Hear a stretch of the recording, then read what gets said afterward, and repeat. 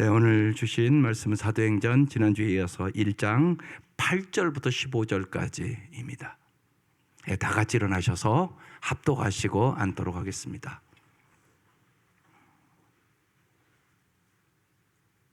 네, 시작. 오직 성령이 너에게 임하시면 너희가 권능을 받고 예루살렘과 온 유대와 사마리아와 땅끝까지 이르러 내 증인이 되리라 하시니라. 이 말씀을 마치시고 그들이 보는 데서 올려져 가시니 구름이 그를 가리어 보이지 않게 하더라. 올라가실 때 제자들이 자세히 하늘을 쳐다보고 있는데 흰옷 입은 두 사람이 그들 곁에 서서 이르되 갈릴리 사람들아 어찌하여 서서 하늘을 쳐다보느냐. 너희 가운데서 하늘로 올려지신 이 예수는 하늘로 가심을 본 그대로 오시리라 하였느니라. 제자들이 감람원이라 하는 산으로부터 예루살렘에 돌아오니 이 산은 예루살렘에서 가까워 안식일에 갈기 알맞은 길이라. 들어가 그들이 요하는 다락방으로 올라가니 베드로, 요한, 야고보, 안드레와 빌립, 도마, 바돌로메, 마테와 알페오의 아들 야고보, 셀로딘 시몬, 야고보의 아들 유다가 다 거기 있어 여자들과 예수님의 어머니 마리아와 예수의 아우들과 더불어 마음을 같이하여 오로지 기도에 힘쓰더라. 모인 무리의 수가 약 120명이나 되더라. 그때 베드로가 그 형제들 가운데 일어서서 이르되 아멘. 새해 첫 주를 맞이하면서 성령의 능력으로 사는 사람, 이런 말씀으로 한 주를 시작했어요. 오늘은 기도에 힘쓰는 사람들이 되자는 것입니다. 지난주에 사도행전 1장 8절이 핵심적인 말씀이었죠. 오직 성령이 너에게 임하시면 너희가 권능을 받고, 그래서 성령의 권능으로 사는 사람이 되어야 된다는 말씀이에요. 예루살렘과 온 유대와 사마리아와 땅끝까지 이르러 내 증인이 되리라. 여러분, 매주 정말 한 주를 살아보고 말씀대로 주님 진짜 살아계시네, 한 주 동안 역사하셨네, 여러분 이런 간증의 삶을 새해에는 한 주 한 주 살아갈 수 있기를 주의 이름으로 축원합니다. 그러면 여러분 정말 성령의 권능을 받기를 원하세요? 그러면 어떻게 받죠? 그 비결이 오늘 말씀에 명확하게 나오고 있단 말입니다. 그 비결은 오직 기도에 힘쓰는 사람이 되는 것이다. 명확하단 말입니다. 예수님의 제자들과 가족들 그리고 다른 믿는 사람들 약 120명 정도가 예루살렘에 모였습니다. 그들이 먼저 모여 한 일은 전략회의도 아니고 성경 공부도 아니고 친교 시간을 가진 것도 아니었습니다. 이런 것들이 필요 없다는 말이 아닙니다. 다 필요하고 중요하지만 그들이 이 상황에서 가장 먼저 한 일은 무릎을 꿇고 기도에 힘썼다는 것입니다. 이게 중요하단 말입니다. 그들이 1, 20분 그냥 기도하고 흩어지지 않았습니다. 약 열흘간 마음을 합하여 끈질기게 기도에 자신을 드렸다는 얘기입니다. 오늘 말씀을 듣고 정말로 이 한 주간 여러분 언제나 여러분은 바쁜 일보다 먼저 기도에 힘쓰는 성도들이 될 수 있기를 주의 이름으로 축원합니다. 특별히 지금 세겹주를 하고 있고 이번 주에는 또 붕해가 있잖아요. 오늘의 말씀을 듣고 정말 우리 온 성도들이 기도에 힘쓰는 성도들, 가정과 교회와 민족을 변화시키는 능력의 성도들이 될 수 있기를 주의 이름으로 축원합니다. 오늘 말씀 자세히 봅시다. 9절. 이 말씀을 마치시고 그들이 보는 데서 올려져 가시니 구름이 그를 가리어 보이지 않게 하더라. 제자들에게 땅끝까지 성령의 권능을 얻어 증인이 되라고 마지막 명령을 남기신 주님은 육신을 지닌 그대로 제자들 앞에서 승천해 가셨다는 말씀입니다. 10절. 올라가실 때 제자들이 자세히 하늘을 쳐다보고 있는데 흰옷 입은 두 사람이 천사가 그들 곁에 서서 말합니다. 제자들은 지금 방금 목격한 예수님의 신비롭고 황홀한 광경에 사로잡혀서 지금 하늘만 쳐다보고 있습니다. 그때 이제 천사들이 말합니다. 11절. 이건 이제 같이 읽어야 될, 오늘 같이 봉독한 말씀은 그 단어들이 중요해서 같이 읽는 겁니다. 시작. 이르되 갈릴리 사람들아 어찌하여 서서 하늘을 쳐다보느냐. 너희 가운데서 하늘로 올려지신 이 예수는 하늘로 가심을 본 그대로 오시리라 하였느니라. 첫 번째 여러분이 관심을 가져야 될 단어는 갈릴리 사람들아입니다. 천사들은 제자들을 제자들이여 또는 사도들이여 이렇게 부르지 않고 뭐라고 불렀다고요? 갈릴리 사람들아 이렇게 불렀단 말입니다. 이 극적인 순간에 천사들은 제자들의 정체성을 다시 말해 그들이 갈릴리 출신임을 새삼스럽게 지금 일깨워주는 말씀입니다. 대체 그 이유가 무엇일까요? 왜 갈릴리 사람들아 이렇게 부른 이유가 무엇일까요? 당시 갈릴리는 가난과 무지와 보잘것없음의 상징이었습니다. 그런데 주님을 배신한 가룟 유다를 제외한 11 제자들은 이 땅에 오신 성자 하나님이신 예수님과 무려 3년이나 밤낮으로 함께 살았고 그 3년 동안 직접 주님의 가르침을 받았고 주님이 행하신 표적과 기사를 다 봤습니다. 나아가서 주님의 고난과 부활을 확인했을 뿐만이 아니라 지금 주님께서 승천하시는 그 광경까지 지금 목격했습니다. 이 특별한 선택을 받은 제자들이 빠지기 쉬운 지금 교만의 위험성을 일깨우기 위하여 갈릴리 사람들아 이렇게 부른 것입니다. 여러분 신앙생활 해보면 신앙생활이 오래될수록 경험을 많이 해줄수록 겸손해지십니까? 교만해지는 것 같습니까? 우리 자신을 보면 금방 합니다. 갈릴리 사람들아 이렇게 부른 이유는 갈릴리 출신의 초심을 잃지 말라는 것입니다. 겸손함을 잊지 말라고 말씀하는 것입니다. 사도란 주님의 말씀을 쫓아 사는 사람들인데 겸손한 마음 속에만 주님의 말씀이 담기고 말씀이신 주님께서 내 마음속에 거하시기 때문에 그렇습니다. 여러분은 교만이 무엇이라고 생각하십니까? 하나님 앞에서 교만이란 하나님의 말씀의 지배를 받지 않는 것입니다. 여러분 한 주간 동안 하나님의 말씀의 지배를 받고 사셨습니까? 그렇지 않았다면 당신은 교만하게 한 주를 사는 것입니다. 하나님의 말씀에 온전히 자신을 의탁하지 않는 것은 자신이 의식하던 못 의식하던 결과적으로 하나님 말씀보다 자신을 더 크게 여기고 있다는 반증이기 때문에 그렇습니다. 하나님 말씀보다 내 생각이 더 똑똑해. 그러니까 그렇게 사는 거 아니겠습니까? 우리는 하나님의 은혜를 받았습니다. 하나님의 말씀을 웬만큼 믿은 사람은 잘 알고도 있습니다. 그런데 왜 우리는 아는 대로 살지 않습니까? 그 대답은 지극히 간단합니다. 우리가 교만하기 때문에 그렇습니다. 다시 말해서 갈릴리 사람에 불과한 우리의 정체성을 망각한 겁니다. 고린도전서 4장 7절에 이 말씀이 나옵니다. 누가 그대를 별다르게 보아줍니까? 그대가 가지고 있는 그 가운데서 받아서 가지지 않은 것이 무엇이 있습니까? 모두가 받은 것이라면 왜 받지 않은 것처럼 자랑합니까? 교만에 빠진 우리의 전곡을 찌르는 말씀입니다. 대체 우리가 어떻게 여러분 하나님의 자녀가 됐습니까? 자신의 노력이나 자격으로 여기 하나님 자녀 되신 분이 한 사람이라도 있습니까? 본래 사망의 노예였던 영적 빈곤과 무지 속에 내버려진 더럽고 추한 우리들 정말 갈릴리 사람에 지나지 않습니다. 그럼에도 불구하고 하나님의 놀라운 은혜로 십자가의 그 사랑으로 예수님을 통하여 우리는 하나님의 자녀가 됐습니다. 이것은 믿지 않습니까? 분명하지 않습니까?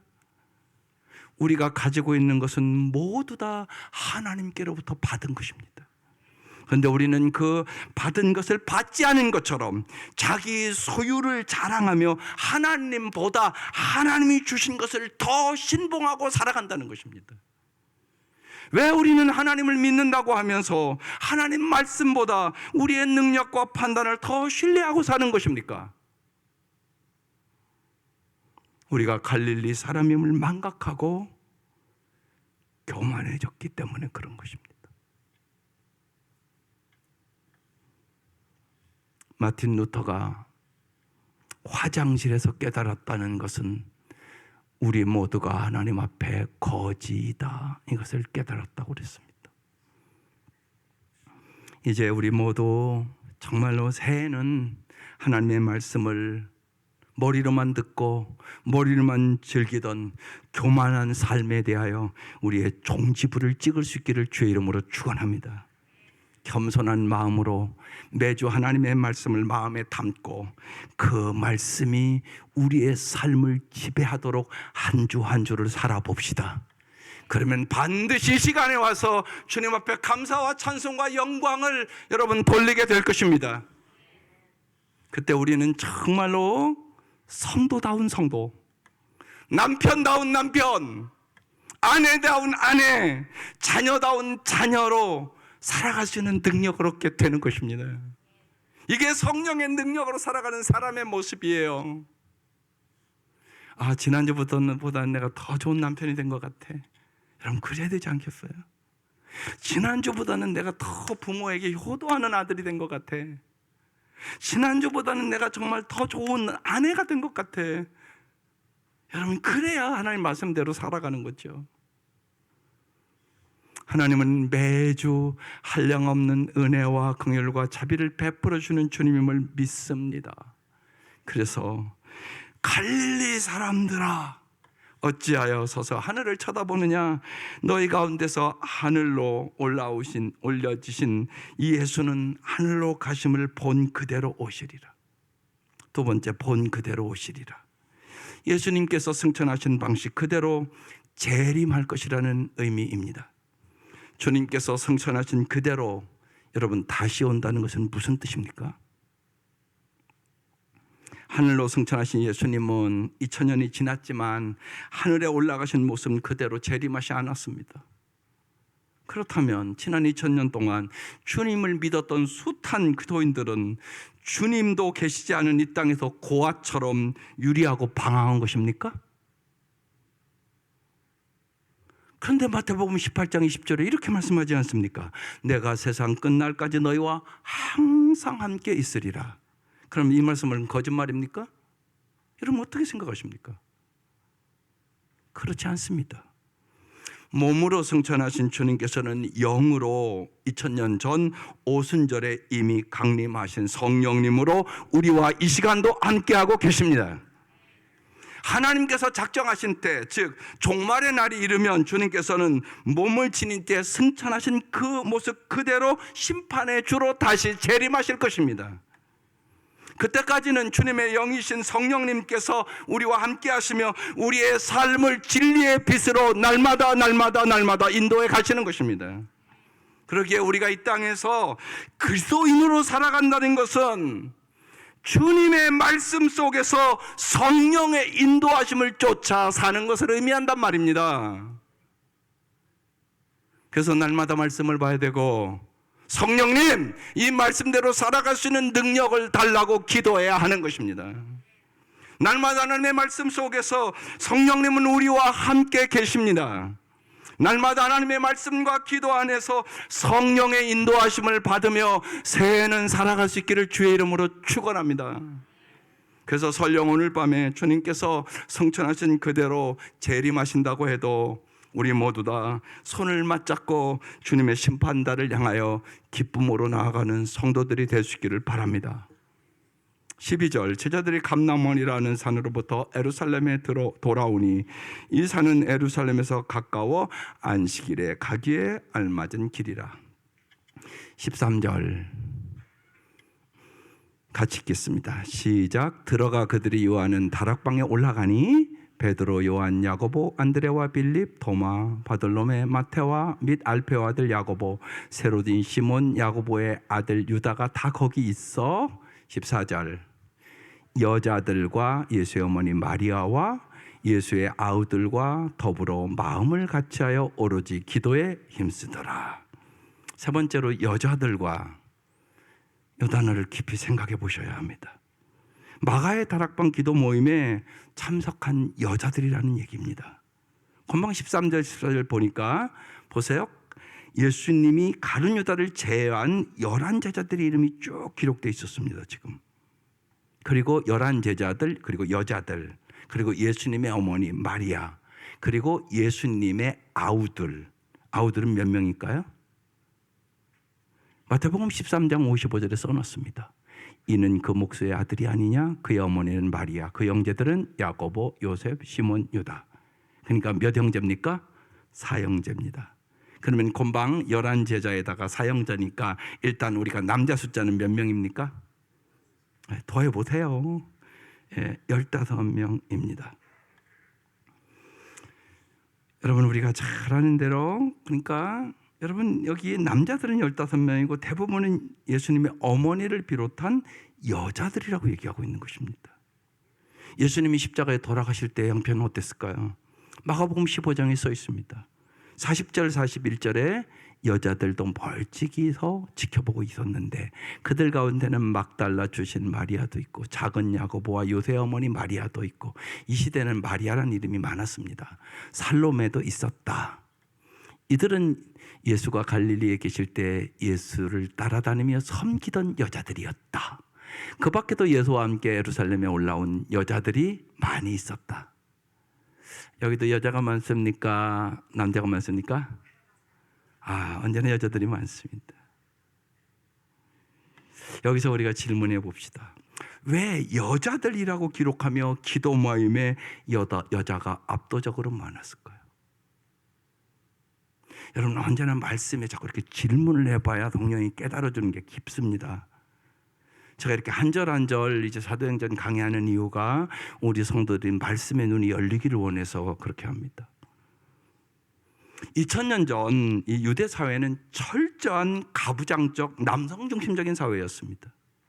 그 정도가 얼마나 심했든지 여자와 아이는 사람 취급도 하지 않았습니다. 여러분, 우리도 옛날에 여자는 이름이 없었어요. 부여댁, 금산댁, 수원댁 이렇게 불렀어요, 옛날에. 그렇죠? 이 사회도 똑같은, 우리와 같은 그런 문화가 있었던 것입니다. 그런 시대에 오늘 이 성경의 여성과 그 역할의 중요성에 대해서 오늘 증거하는 말씀이란 말입니다. 기도 모임에 여자들이 대부분이었고 그 여자들에 의하여 인류가 새로워졌다고 말씀하는 것이에요. 여자의 역할이 중요하다고 얘기하는 거예요. 여자는 이 세상에 태어나는 모든 인간을 위한 태호 자궁이기 때문에 그렇습니다. 여자가 어떤 생각과 마음을 가지고 살아가느냐가 자기 혼자만의 문제가 아니라 가장 가깝게는 자녀의 인생을 결정하고 결과적으로 수많은 사람에게 영향을 미쳐요. 남자들은 안 그런 것 같지만요, 대부분 남자들이요, 나이가 들으면 여자 말 잘 들어요. 안 그런 남자들 별로 못 보는 것 같아요, 실제로. 그러니까 여자가 얼마나 중요해요. 그런데요, 기가 막히게 잠언 14장 1절에 써놨어요. 한번 같이 읽어볼게요. 시작. 지혜로운 여자는 집을 세우지만 어리석은 여자는 제 손으로 집을 무너뜨린다. 여기 집이란 단어, 이 히브리어는요, 가정과 국가를 의미합니다. 지혜로운 여자는 가정과 국가를 세운다. 어리석은 여자는 가정과 국가를 무너뜨린다는 얘기예요. 그런데요, 제가 이 말씀을 묵상하면 놀라운 것은 3000년 전 솔로몬이 여자에 대하여 가정과 국가가 여자로 인하여 바로 세워질 수 있다고, 그리고 허물어질 수 있다는 사실을 이미 3000년 전에 솔로몬이 알고 있었다는 얘기예요. 이게 그냥 놀랍지 않습니까? 3,000년 전 얘기라고요, 저 얘기가.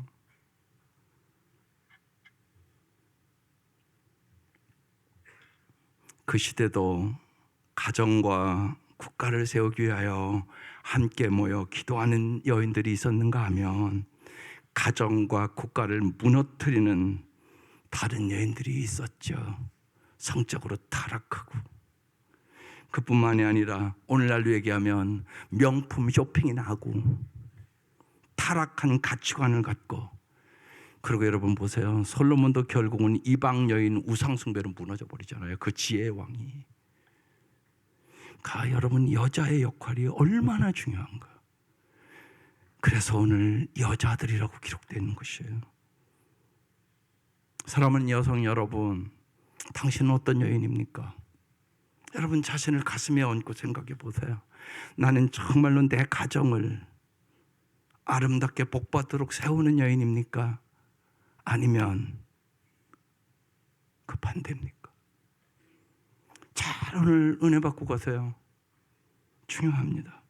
가정과 국가와 이 세대를 바로 세우는 정말로 지혜로운, 하나님 앞에 지혜를 구하는, 하나님의 능력을 구하는, 하나님의 사랑을 구하는 여인들이 될 수 있기를 주의 이름으로 축원합니다.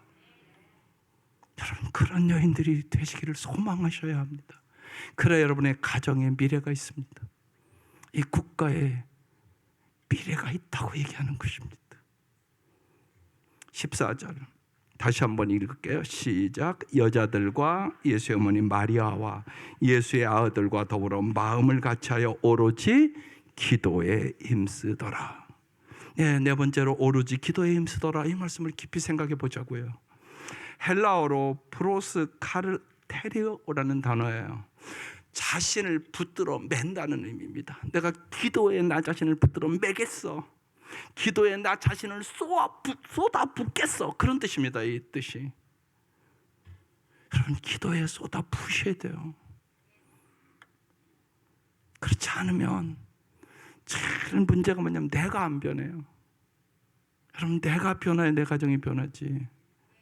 내가 변해야 내 남편을 변화시키지. 내가 안 변했는데 누굴 변화시켜? 여러분, 기도의 핵심은 내가 변한다는 것이에요. 우리가 특세할 때마다 보라고 여기 허드슨 테일러의 그것을 이렇게 만들어서 여기 나가다가 해놨어요. 같이 읽어볼게요. 시작. 사람이 일하면 사람이 일할 뿐이지만 사람이 기도하면 하나님이 일하신다. 여러분, 이 말씀을 진짜 깨달았으면 좋겠어요. 사람이 바쁘고 분주하면 기도를 안 해요.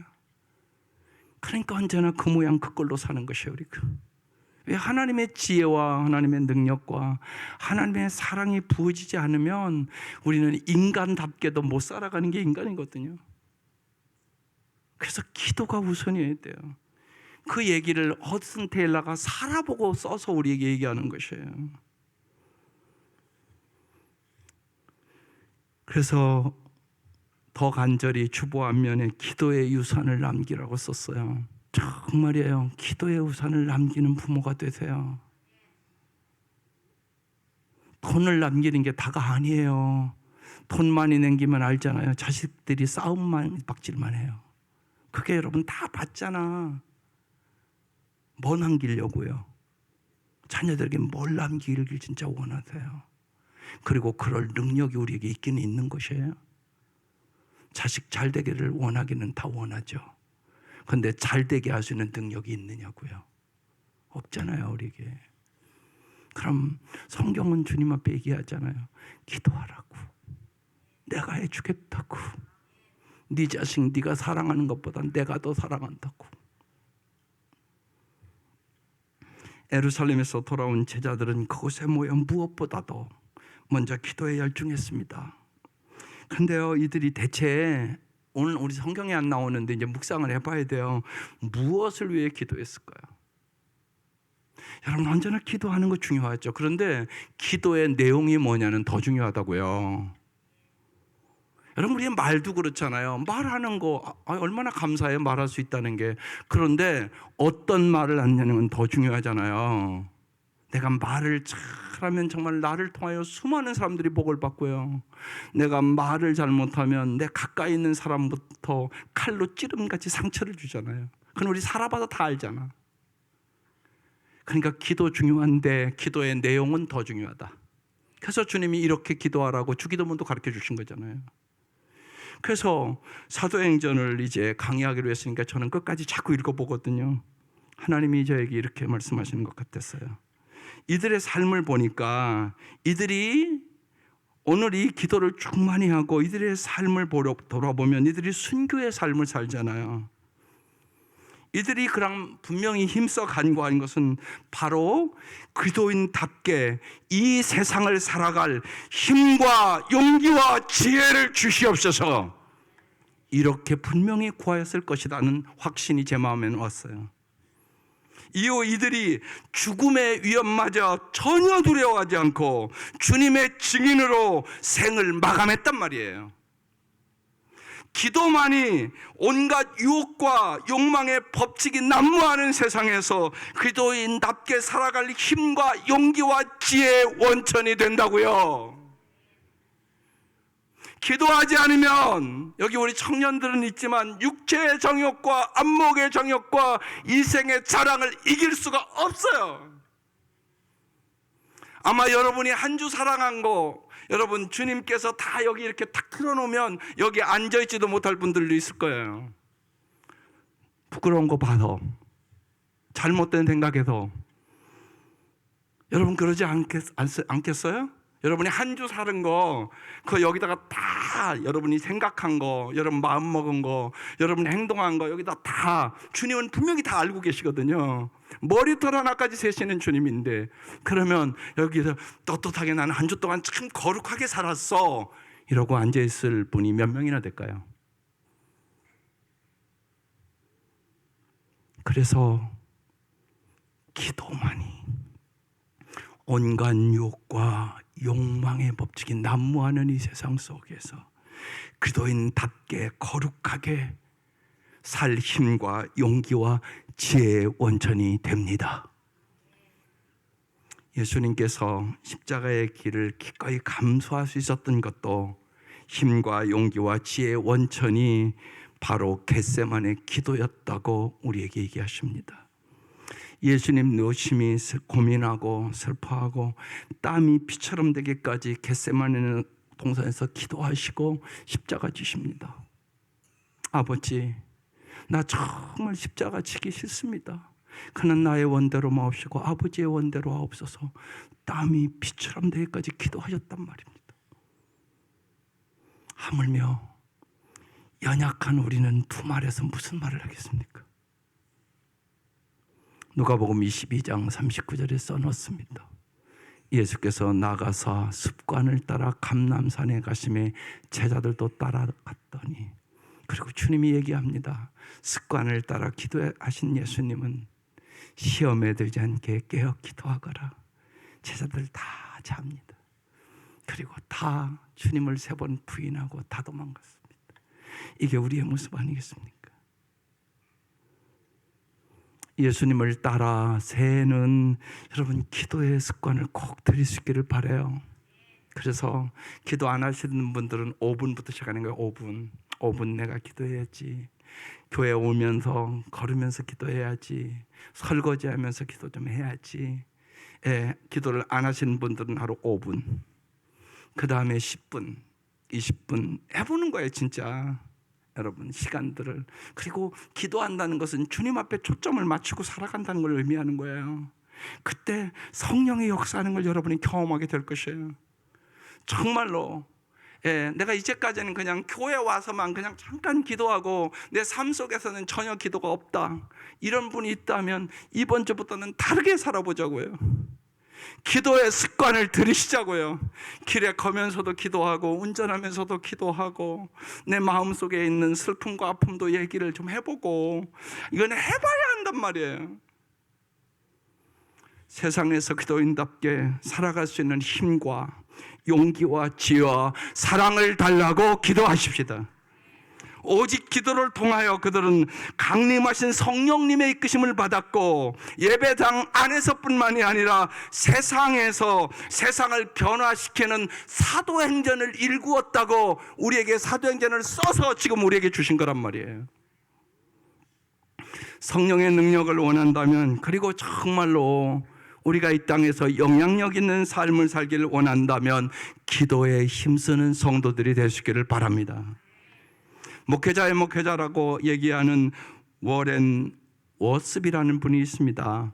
그분이 이렇게 얘기했어요. 기도는 교회의 영적 온도를 측정하는 온도계이며 온도 조절기이다. 여러분, 좋은 교회 만들기를 원하죠. 여러분이 기도에 힘쓰는 사람들이 돼야만 좋은 교회 됩니다.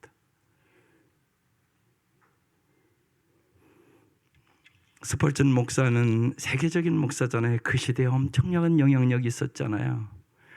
언제나 스펄전 목사가 설교할 때 지하에 내려오면 400명 정도의 교인이 목사님의 설교를 위해서 기도하고 있었습니다.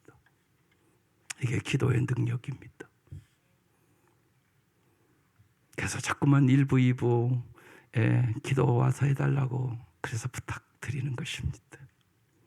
교회는 기도의 능력입니다. 이 집은 만민이 기도하는 집입니다. 여러분의 심령과 가정과 교회의 영적 온도는 몇 도이십니까?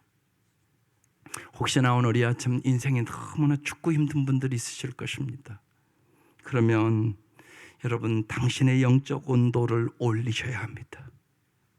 기도의 온도를 올리시기를 바랍니다. 기도하면 기적이 일어납니다. 기도하면 길이 생깁니다.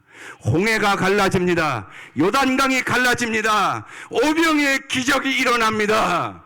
이게 기도의 능력입니다. 이들은 기도에 힘쓰며, 거기도 여자가 제일 많았는데 세상을 변화시켰습니다. 그래서 오늘 15절에 이렇게 말합니다. 모인 무리의 수가 몇 명이라고요? 약 120명이나 되더라. 이 120명, 감난산에서 돌아온 제자들은 그들의 예루살렘 거처였던 마가의 다락방에 들어갔습니다.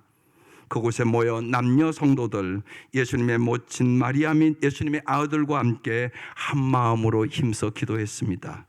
거기에 모인 수가 약 몇 명이라고요? 120명. 여러분이 비천한 갈릴리 출신의 사람들이 기도 모임에서 세계 역사가 새로워지는 역사가 일어났단 말입니다. 이건 역사로 이미 증명된 겁니다. 그들은 무명의 존재에 불과한 보잘것없는 120명이 참된 신앙인, 진정한 기도의 사람들, 진정한 기도인이었기 때문에 세상을 변화시켰다는 것입니다. 전택부 돌아가신 선생님이 쓴 양화진 선교사 열전이라는 책이 있습니다. 거기에 일본인 소다 가이치의 이야기가 실려 있습니다. 그는 26세에 타이완으로 건너가서 무절제한 삶을 살다가 어느 날 술 취하고 쓰러져 길에서 의식을 잃었습니다. 숨이 넘어가기 직전에 지나가던 행인이 그를 발견하고 그를 업고 여관으로 데려가서 치료해주고 여관비까지 내주고 갔습니다. 구사일생으로 목숨을 건졌지만 자신을 죽음에서 건져준 은인의 이름도 나이도 몰랐습니다. 그래서 누구냐고 물어보니까 조선인이라고 그랬습니다. 그거밖에 아는 게 없어요. 자기의 생명의 은인이 조선인이다. 그로부터 6년이 지났습니다. 소다가이치는 조선으로 자기의 생명을 건져준 은인의 나라에 사랑의 빛을 갖겠다고 그러면서 한국으로, 조선으로 건너옵니다. 그는 YMCA에서 일본어 선생으로 봉사하던 중 월남 이상재 선생님을 만나서 큰 감화를 받고 기독교 신자가 됩니다. 그 독립지사들을 끊임없이 도왔고 1921년부터 이 땅에 버려진 고아들을 위하여 자신의 삶을 바칩니다. 소다 가이치 부부가 버려진 갓난 아이들을 자신의 품으로 키운 아이들이 해방되기 전까지 1000명에 이르렀습니다.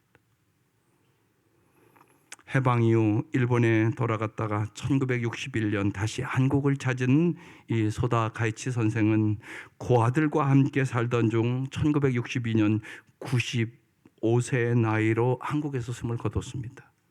우리 정부는 일본에게는 최초로 문화훈장을 추서했고요. 그의 유해는 고아의 자애로운 아버지라는 비문과 함께 지금 양화진에 묻혀 있습니다. 사랑하는 성도 여러분, 소다가이치를 죽음의 늪에서 건져낸 선한 사마리아와 같은 한 명의 조선인으로 말미암아 이 놀라운 역사가 일어난 것입니다. 마가의 다락방에서 기도하던 120명은 그리 큰 숫자도 아니었고 무명의 존재들이었지만 그들은 자신의 삶을 내려놓은 진정한 기도인들, 기도에 힘쓰는 사람들이었습니다. 이들을 통하여 인류의 역사가 새로워졌다는 사실입니다. 그래서 저는 이번 주 이 120명의 내 마음이 확 왔습니다. 그렇다. 진정한 기도인 120명만 있으면 세상을 변화시킬 수 있구나. 2000년 전 120명의 기도의 용사들, 참된 기도인들이 세계의 역사를 새롭게 했다면, 지금 여기 모인 우리들이 진정 기도인의 삶을 살아갈 수 있다면, 성령의 능력으로 사는 사람들이 된다면, 정말 오늘의 말씀처럼 오로지 기도에 힘쓰는 사람들이 된다면, 여러분 우리를 통하여 우리의 가정과 교회와 이 민족을 변화시킬 수 있지 않겠습니까? 한 마음으로 기도에 힘썼던 이 120명처럼 여러분 이 시간 정말로 그냥 예배드리고 또 가는 그런 게 아니라 새롭게 결단하고 한 사람 한 사람이 하나님의 기도의 기념비가 될 수 있기를 바랍니다. 참된 기도인인 120명만 있다면 이 민족은, 인류의 역사는 얼마든지 새로워질 수 있다고 오늘 성경이 우리에게 증거해 주고 있는 것입니다. 사랑하는 성도 여러분, 무엇보다 한 마음으로 이 한 주간 기도에 힘쓰는 사람이 됩시다.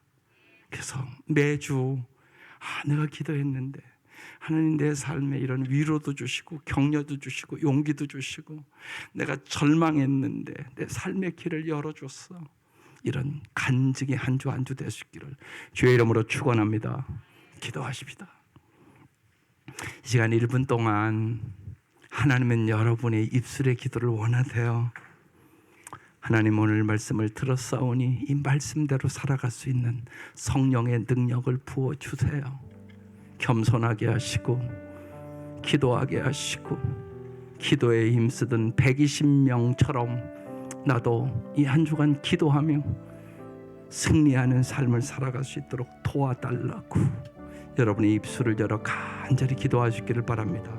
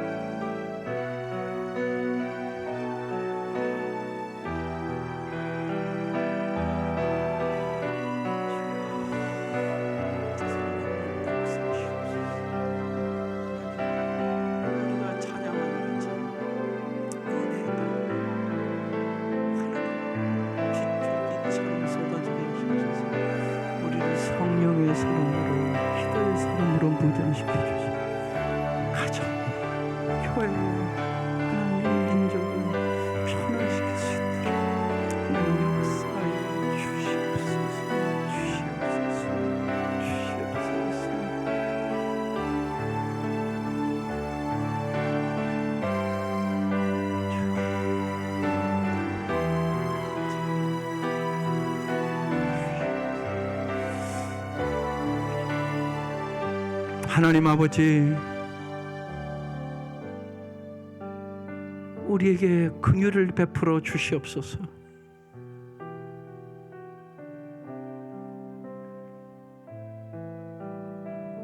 주님께서 우리에게 기도하고 싶은 마음을 주시옵소서. 간절히 기도할 때 성령의 권능을 부어 주시옵소서. 성령의 권능으로 나 자신을 이기게 하여 주시고, 죄악을 이기게 하여 주시고, 환경의 어려움을 이기게 하여 주시고, 주님이 승리를 주셨다고 하나님 매주 주 앞에 감사와 찬송과 영광을 돌리며 예배를 드리게 하여 주시옵소서. 우리의 눈에 눈물이 있게 하시고 감사가 있게 하시고 하나님의 은혜를 하나님 빗줄기처럼 우리에게 내려 주시옵소서. 그렇게 하실 주님을 사모합니다. 주님 역사하여 주시옵소서. 이제 사랑하는 성도들이 세상을 향하여 나아갑니다. 성령의 능력으로 살아갈 수 있도록 도와주시옵소서. 순간순간 성령님을 의지하게 하여 주시고 성령의 열매를 맺게 하시며 성령의 은사를 부어주시고 성령의 권능으로 모든 일을 행하게 하여 주시옵소서. 예수님의 이름으로 기도드립니다. 아멘.